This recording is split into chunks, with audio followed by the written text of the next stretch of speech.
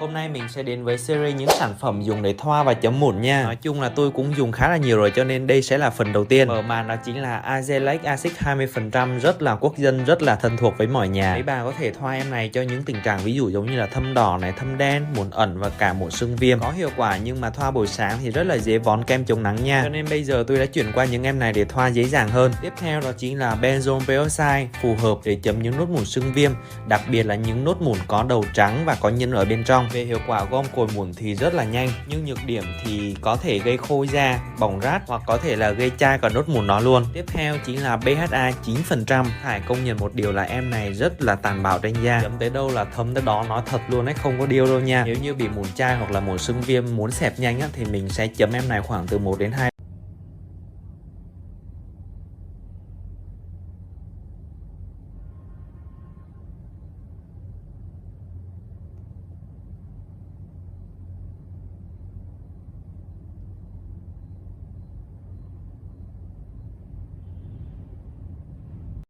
Người ta chưa có vô biên chế. Đau lỗi, nằm căng, Người ta chưa có vô biên chế. mệt ghê à.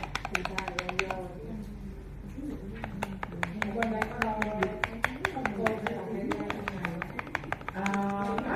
không tùy á, tùy. Hàn gì không chẳng đưa tao lúc tôi có cái nhà bên tao hứa tao là thằng băng phao ngu ta không tham áo mê tặng có yêu tao gì tao hứa tao là thằng băng phao.